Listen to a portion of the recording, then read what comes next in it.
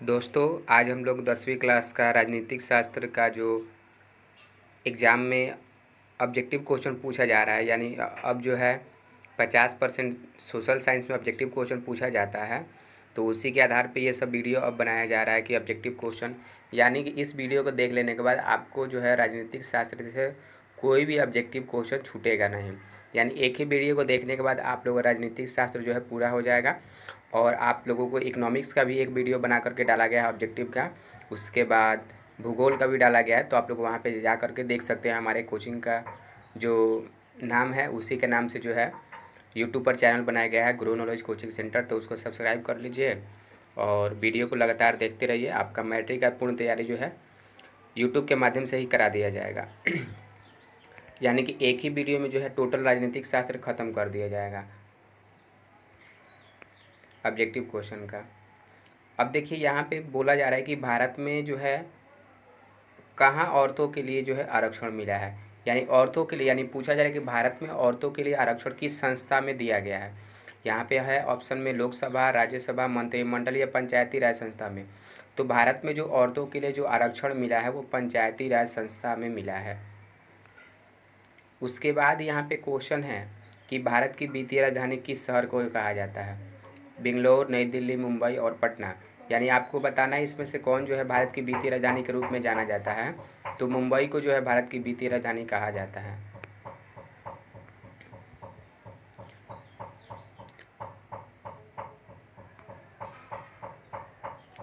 अब यहाँ पे क्वेश्चन है कि केंद्र शासित प्रदेश है, यानी 4 ऑप्शन दिया गया है और पूछा जा रहा है कि इसमें केंद्र शासित प्रदेश कौन है। छत्तीसगढ़, उत्तराखंड, चंडीगढ़, केरल। यानी इसमें से जो चंडीगढ़ है वो जो है एक केंद्र शासित प्रदेश के रूप में जाना जाता है। उसके बाद क्वेश्चन है निम्न में से कौन रंग भेद के विरोधी नहीं थे। तो आपको पता होना चाहिए कि जो दक्षिण अफ्रीका के रहने वाले थे मार्टिन लूथर किंग और भारत के रहने वाले थे महात्मा गांधी। तो इन्होंने जो है दोनों आदमी ने जो है दक्षिण अफ्रीका में गोरे काले के विरुद्ध जो है आंदोलन चलाया था। फिर जो ये ओलंपिक धावक टॉमी स्मिथ एवं जॉन कार्लस, इन लोगों को भी जो है रंग के आधार पर भेदभाव किया गया था। ये लोग भी रंग भेद के विरोधी थे। इसमें से पूछा जा रहा है कि मतलब आप लोगों से पूछा जाएगा रंग भेद के विरोधी कौन कौन थे। तो Martin Luther king, Mahatma Gandhi, Olympic धावक टॉमी स्मिथ एवं जॉन कार्लस। अगर मान लीजिए 4 ऑप्शन दे दिए उसमें पूछे कौन नहीं है, तो इसमें जैसे मान लीजिए तीनों तो जो है रंग भेद के विरोधी थे। Martin Luther king, Mahatma Gandhi, Olympic धावक टॉमी स्मिथ एवं जॉन कार्लस, ये जो है रंग भेद के विरोधी है। इसमें पूछ रहा है कौन नहीं है, तो जेड गुडी जो है रंग भेद के विरोधी नहीं है। अब यहाँ पे पूछा जा रहा है भारत में किस प्रकार का लोकतंत्र है। तो दोस्तों आप लोगों को पता होना चाहिए कि जो है 2 प्रकार का लोकतंत्र होता है। एक होता है प्रत्यक्ष लोकतंत्र और एक होता है अप्रत्यक्ष लोकतंत्र। तो यहाँ पे पूछा जा रहा है कि भारत में किस प्रकार का लोकतंत्र है। तो भारत में जो है यहाँ पे देखिए प्रत्यक्ष और अप्रत्यक्ष दिया गया है। तो भारत में जो है अप्रत्यक्ष लोकतंत्र चलता है। अगर ये पूछे कि प्रत्यक्ष लोकतंत्र वाला देश कौन सा है, तो स्विट्जरलैंड।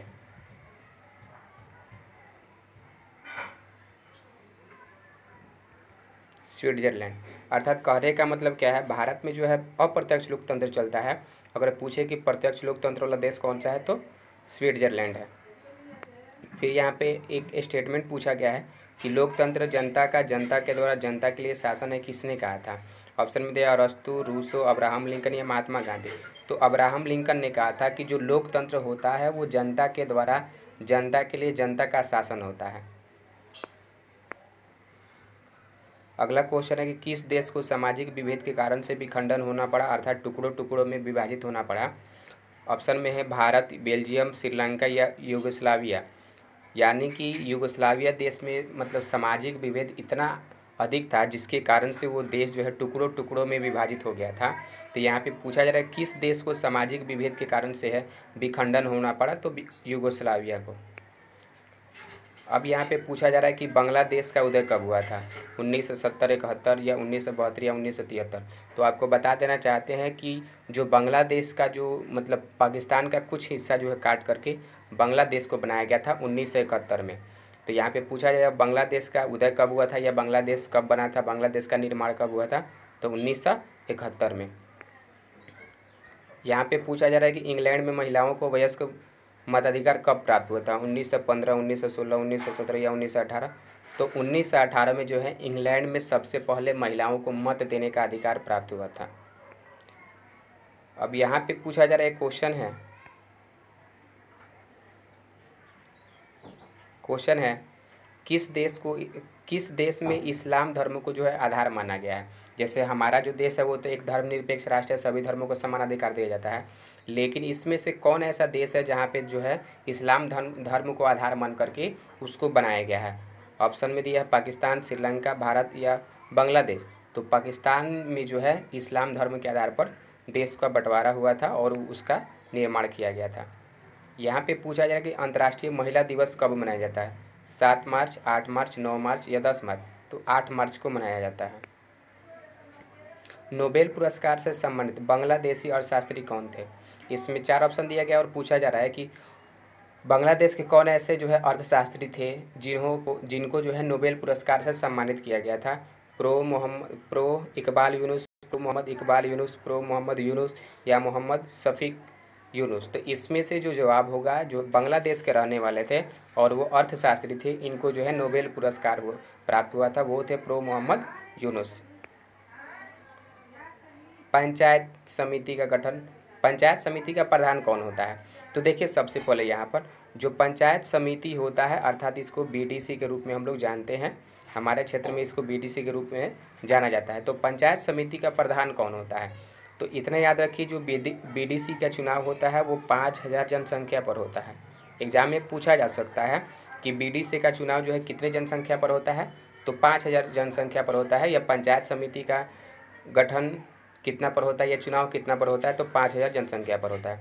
और पंचायत समिति जितने भी होते हैं, अर्थात जितने भी बीडीसी के सदस्य होते हैं, उसमें से एक को जो है चुना जाता है, उसमें से एक जो है अध्यक्ष चुना जाता है, जिसको प्रमुख कहा जाता है।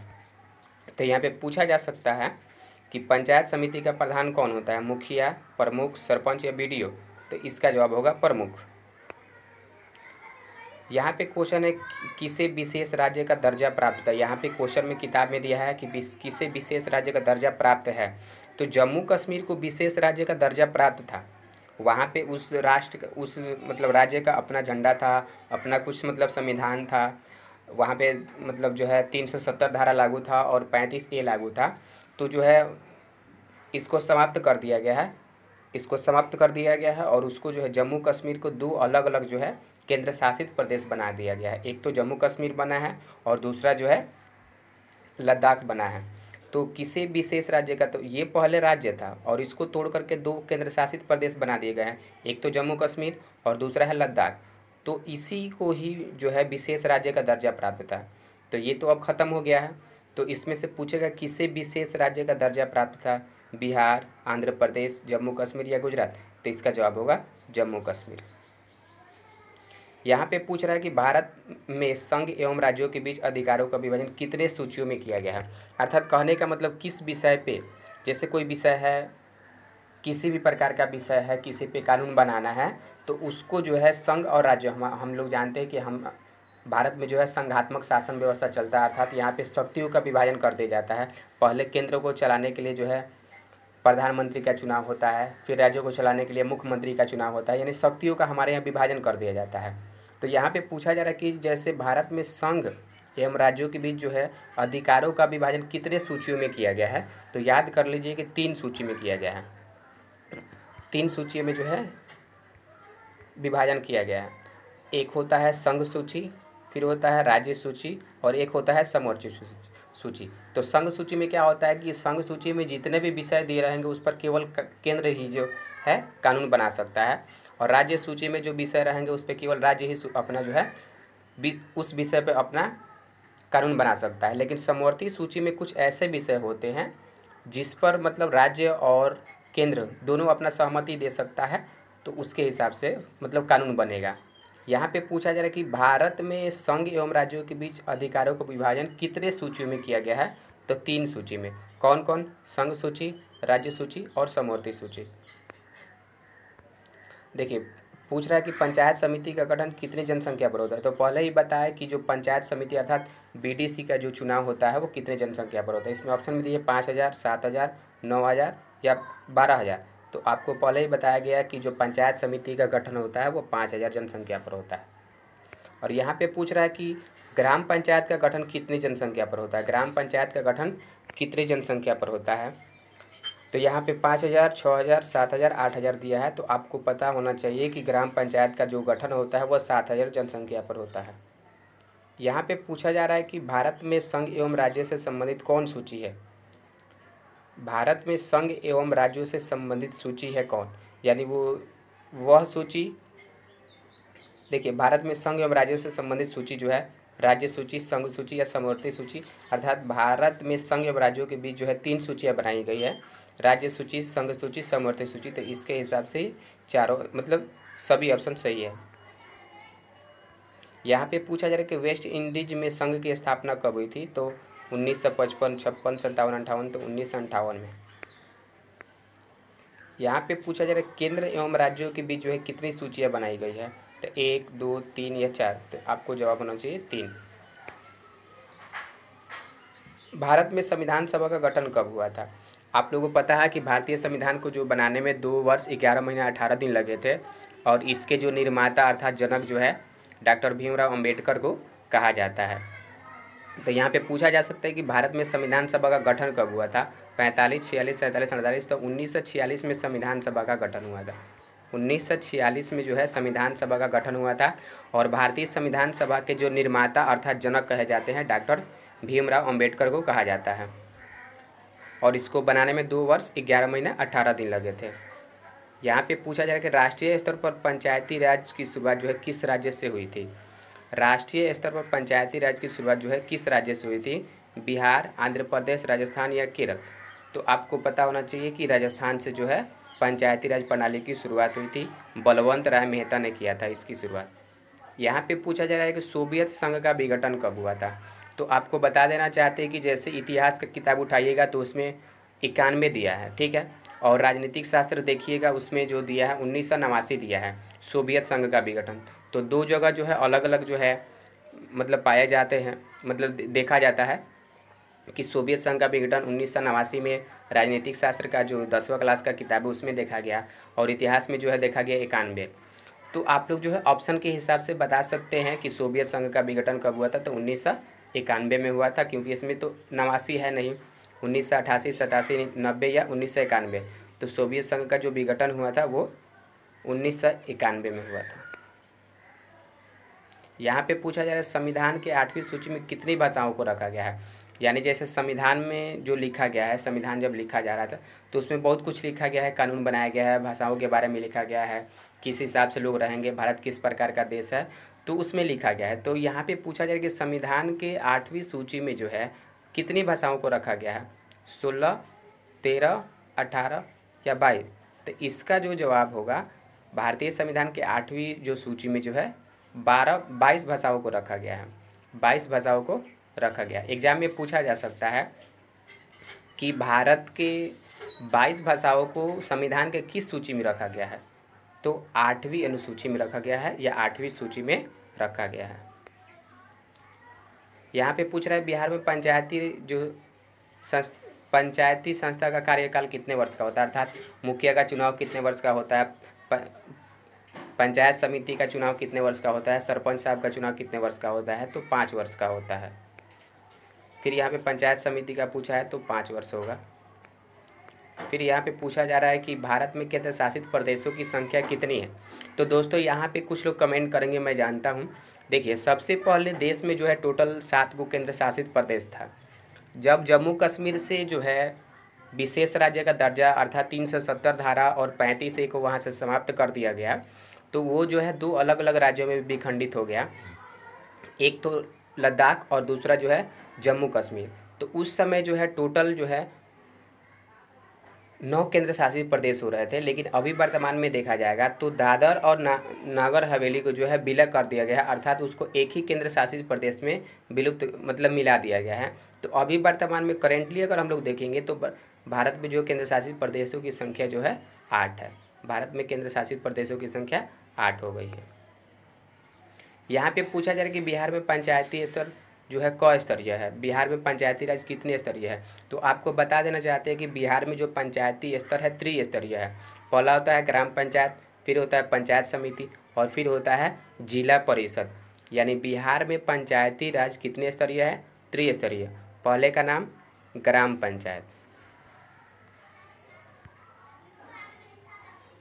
दूसरे का नाम, पहले का नाम ग्राम पंचायत, दूसरे का नाम पंचायत समिति,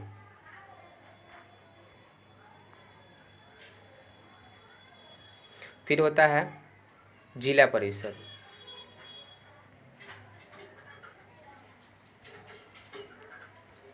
देखिए, तो बिहार में पंचायती राज जो है त्रिस्तरीय, पहला ग्राम पंचायत, पंचायत समिति, जिला परिषद।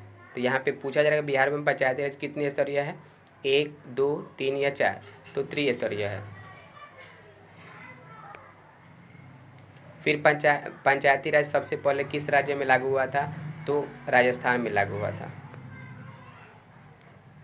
किसने कहा था बिहार के विकास के बिना भारत का विकास संभव नहीं है? Narendra Modi, doctor Rajendra Prasad, doctor APJ Abdul Kalam Azad या गांधी जी?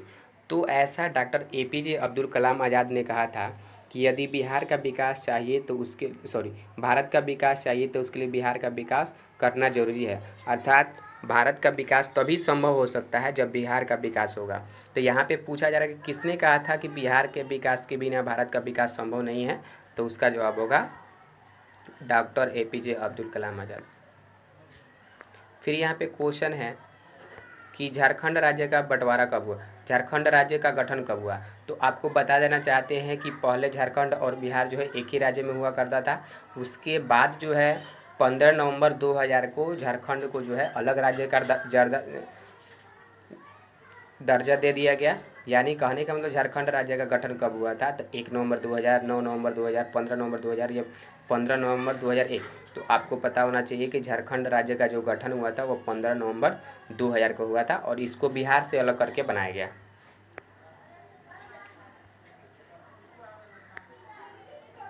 यहाँ पे पूछा जा रहा है कि पंचायती राज का तीसरा स्तर क्या है? पंचायती राज का तीसरा स्तर क्या है? यहाँ पे ग्राम पंचायत, पंचायत समिति, नगर पालिका या जिला पंचायत? यहाँ पे जिला पंचायत दे दिया, जिला परिषद होगा, जिला परिषद होगा। यानी पंचायती राज आपको बताया गया कि त्रिस्तरीय है, ग्राम पंचायत, पंचायत समिति, जिला परिषद। तो तीसरा स्तर क्या होगा? तो जिला परिषद होगा।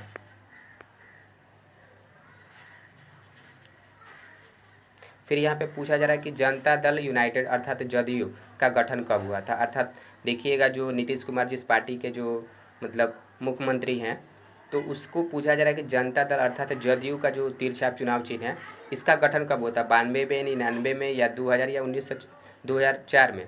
तो जनता दल यूनाइटेड जो जिसका चुनाव चिन्ह तिरछाप है उसका गठन जो हुआ था 1999 में हुआ था। और राजद का जिसका चुनाव चिन्ह लालटेन छाप है और लालू प्रसाद जी को तो पहचानते ही होंगे, तो उनका जो गठन हुआ था उनके पार्टी का अर्थात राजद का जो पार्टी का गठन हुआ था 1997 में हुआ था और इनका जो गठन हुआ था जदयू का 1999 में और राजद का 97 में हुआ था। यहाँ पे पूछा जा रहा है कि देश में आपातकाल कब लागू हुआ था? 74, 75, 76 या 77? तो देश में जो है 1975 में आपातकाल लागू हुआ था। अब यहाँ पे पूछा जा रहा है कि बिहार में संपूर्ण क्रांति का नेतृत्व किसने किया था? तो जैसा कि आपको बता दें कि बिहार में संपूर्ण क्रांति का नेतृत्व जयप्रकाश नारायण ने किया था। उनको जो है बचपन में बाउल के नाम से जाना जाता था। जब बड़े हुए तो उसे लोग JP कहने लगे, ठीक है। जब बड़े हुए तो लोग उसे JP कहने लगे, जयप्रकाश नारायण को बचपन में बाउल, फिर बड़े हुए तो JP, उससे और मतलब जब उनका जयप्रकाश तो नाम था, ठीक है। और जब जनता की सेवा करने लगे तो उसे लोग कहने लगे लोकनायक। जब वो जनता के लोगों की सेवा करने लगे तो उसे लोग कहने लगे लोकनायक। तो कहीं पे ऑप्शन में कहीं लोकनायक देगा तो आप लोग देख सकते हैं क्या होना चाहिए। बिहार में संपूर्ण क्रांति का नेतृत्व किसने किया था? मोरारजी देसाई, नीतीश कुमार, इंदिरा गांधी, जयप्रकाश नारायण? तो ऑप्शन के हिसाब से यहाँ पे जयप्रकाश नारायण होगा। नहीं तो कहीं पे JP भी दिया जा सकता है, नहीं तो कहीं पे बाउल दिया जा सकता है, नहीं तो कहीं पे कहा जा सकता है लोकनायक।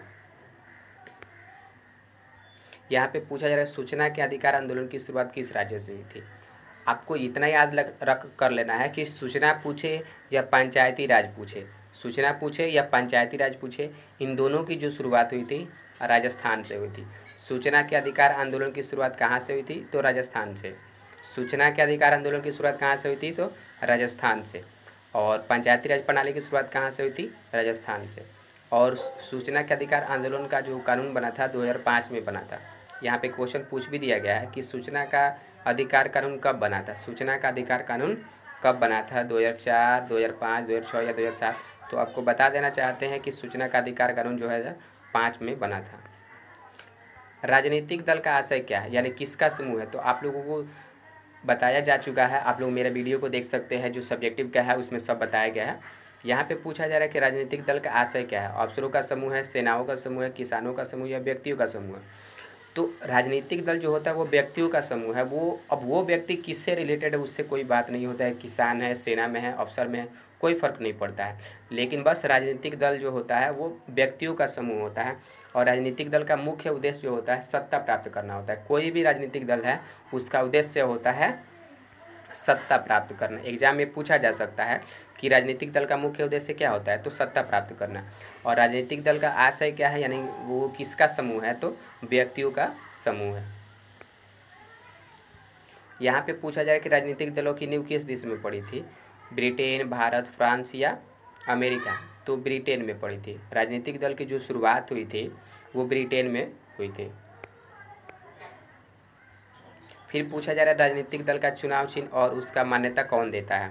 यानी कोई भी राजनीतिक दल है तो चुनाव चिन्ह जैसे तीर छाप देखते होंगे, कमल का फूल देखते होंगे, ये सब जो चुनाव चिन्ह मिलता है तो वो किसके द्वारा मिलता है? फिर आखिर में चुनाव कौन कराता है? तो आप लोग बता देते हैं कि यहाँ पे जो राष्ट्रपति सचिवालय दिया है, प्रधानमंत्री सचिवालय, निर्वाचन आयोग या चुनाव आयोग। तो इतना आप लोग याद रख लीजिए कि जो भी राजनीतिक दल होता है उसका चुनाव चिन्ह और उसका जो मान्यता होता है वो निर्वाचन आयोग के द्वारा दिया जाता है। और निर्वाचन आयोग को ही चुनाव आयोग कहा जाता है। गठबंधन की सरकार बनाने की जो है किस प्रकार की दलीय व्यवस्था में होती है? तो कहीं पर एक दलीय व्यवस्था चलता है, कहीं पे द्विदलीय व्यवस्था चलता है, कहीं पे बहुदलीय व्यवस्था चलता है।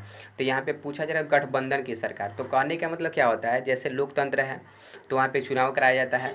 तो जब कोई एक राजनीतिक दल के पास पूर्ण जो है बहुमत नहीं होता है तो उस स्थिति में वो क्या करता है, किसी दूसरे दल के साथ जो है जुड़ करके वो जो है सत्ता प्राप्त कर लेता है, अर्थात सरकार बना लेता है। जैसे हमारे यहाँ बिहार में ही देख लीजिए, अभी जो है ना ही जो है भाजपा के पास जो है पूर्ण शक्ति जो है पूर्ण बहुमत है, और ना ही जो है जदयू के पास पूर्ण बहुमत है, और ना ही राजद के पास पूर्ण बहुमत है।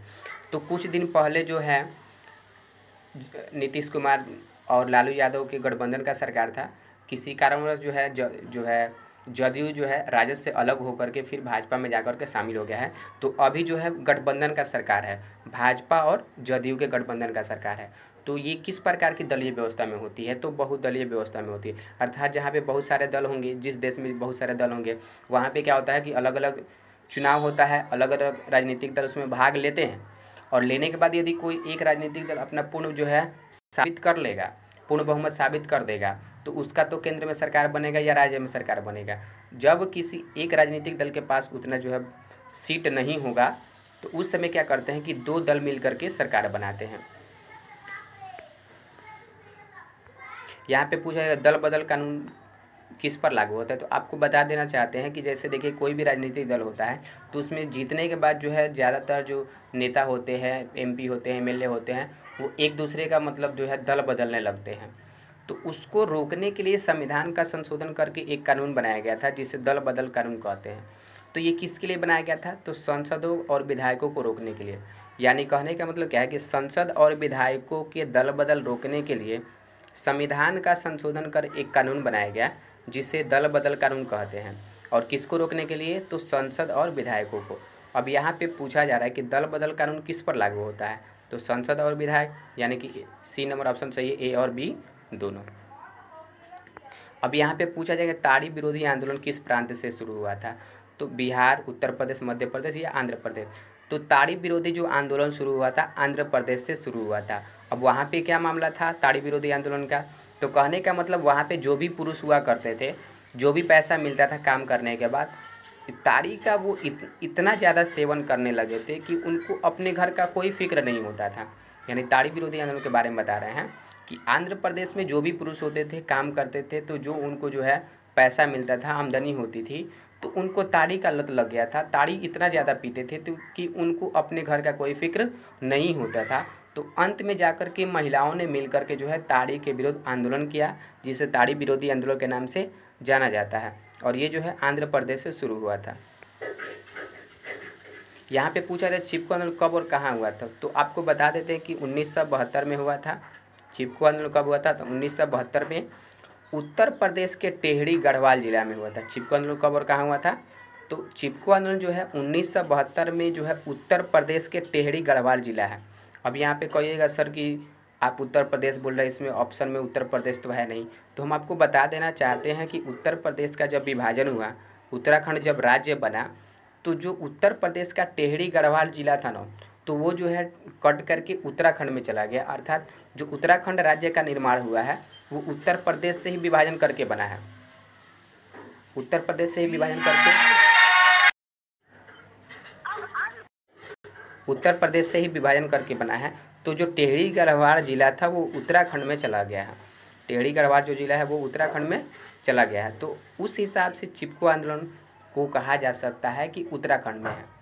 चिपको आंदोलन कहाँ हुआ था, तो उत्तराखंड में है। वैसे जो है मूल रूप से कहा जाएगा तो उत्तर प्रदेश के टेहरी गढ़वाल जिला में, लेकिन जब विभाजन हुआ तो वह क्षेत्र कहाँ चला गया, उत्तराखंड में। तो अब कहीं पे उत्तर प्रदेश देगा तो आप बता सकते हैं कि उत्तर प्रदेश, कहीं पर उत्तराखंड देगा तो वो भी बता सकते हैं।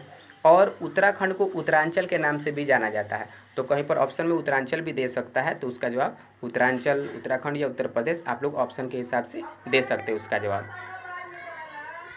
लोकतंत्र का प्राण किसको कहा जाता है, अर्थात लोकतंत्र का प्राण किसको कहते हैं, सरकार को, न्यायपालिका को, संविधान को या राजनीतिक दल को। तो कोई भी मतलब लोकतंत्र का जो प्राण होता है वो राजनीतिक दल को कहा जाता है।